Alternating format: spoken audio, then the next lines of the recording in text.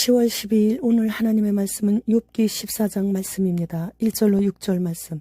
여인에게서 태어난 사람은 생애가 짧고 걱정이 가득하며 그는 꽃과 같이 자라나서 시들며 그림자같이 지나가며 머물지 아니하거늘 이와 같은 자를 주께서 눈여겨보시나이까. 나를 주 앞으로 이끌어서 재판하시나이까. 누가 깨끗한 것을 더러운 것 가운데서 낼 수 있으리까. 하나도 없나이다. 그의 날을 정하셨고 그의 달수도 주께 있으므로 그의 규례를 정하여 넘어가지 못하게 하셨사온즉 그에게서 눈을 돌이켜 그가 품꿈같이 그의 날을 마칠 때까지 그를 홀로 있게 하옵소서. 그동안 새 친구들의 매정한 정죄로 인하여 욥은 살 소망마저 끊어져가는 형국인데 덧없는 인생에게 이토록 힘든 시련을 허락하시는가 하고 하나님께 지금 반문하는 욥은 인간의 허무한 운명에 관해 탄식하면서 이제 그만 고난을 종결시켜달라고 간구하고 있는 것입니다. 대부분의 인생들은 이 욥과 같이 걱정과 고난으로 근심하며 살아가고 있습니다. 그것은 누구나 할 것 없이 우리 모두 인생의 현주소인 것입니다. 꽃과 같이 자라나서 시들고 그림자같이 지나가며 머물지 않는 이렇게 짧은 인생을 우리는 살고 있는 것이기 때문에 후회 없이 자신에게 맡겨진 삶에 최선을 다하는 길만이 잘 살다 가는 것이죠. 한낱 이와 같은 자를 주님께서 무엇 때문에 눈여겨보시는지 여쭙고 있는 거예요. 그리고 이와 같이 아무것도 아닌 자를 주님 앞으로 친히 이끄셔서 잘잘못에 대해 재판까지 해주시는지를 여쭙고 있는 거예요. 전능하시고 전지하신 하나님께서 재판하시면 징계 안 받을 사람은 없죠.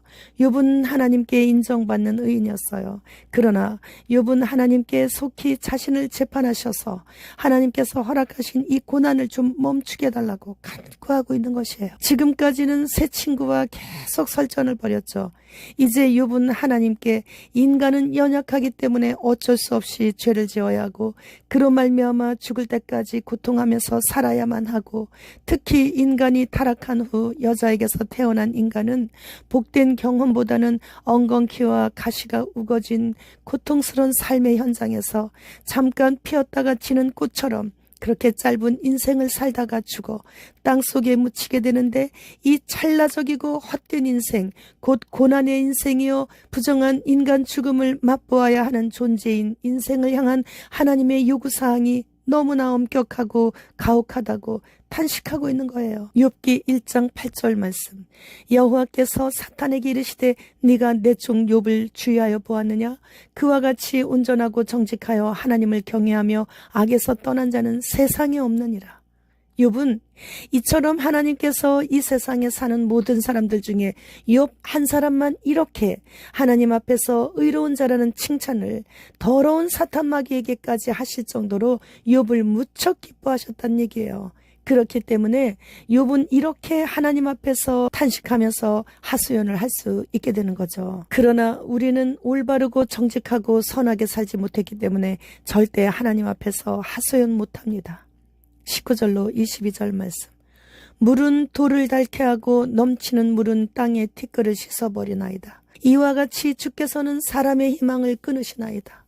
주께서 사람을 영원히 이기셔서 떠나게 하시며 그의 얼굴빛을 변하게 하시고 쫓아보내시오니 그의 아들들이 존귀하게 되어도 그가 알지 못하며 그들이 비천하게 되어도 그가 깨닫지 못하나이다. 다만 그의 살이 아프고 그의 영혼이 애곡할 뿐이니이다. 욥은 견고했던 소망이 큰 재난으로 끊어졌기에 현재 당하는 극심한 고통으로 인해 앞으로 자신은 죽게 될 것이라고 그렇게 얘기하면서도 인생의 참된 소망은 오직 하나님을 떠나서는 존재할 수 없음을 보여주는 그래도 올바른 신앙을 가지고 있기는 했지만 극심한 고난 가운데서 끝까지 인내하지 못하고 하나님께서 주신 생명을 포기하려 하고 있는 것이에요. 또 자신의 삶을 저주하는 듯한 태도를 계속적으로 보이는 것을 볼 때 욥도 신앙의 한계를 드디어 드러내고 맙니다. 그러니 욥도 이러한데 우린 오죽하겠는가 말이에요. 그러나 하나님께서 욥의 마음의 중심을 너무도 잘 아시기에 결국에는 욥에게 직접 말씀까지 해주시면서 하나님의 목소리를 듣게 하시는 은혜를 내려주시는 거예요.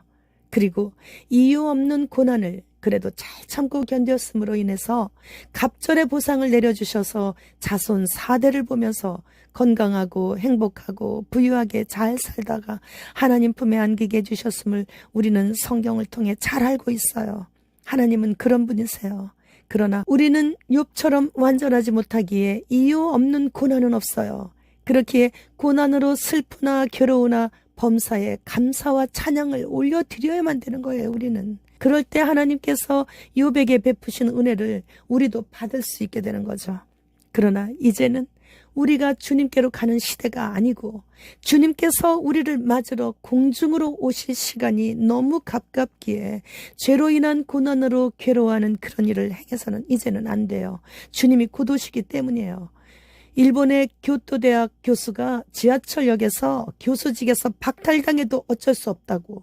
그러나 이 흰신에 대한 실체는 내가 여러분에게 알려줘야 된다고. 그러면서 낱낱이 밝히면서 외치는 영상을 봤어요.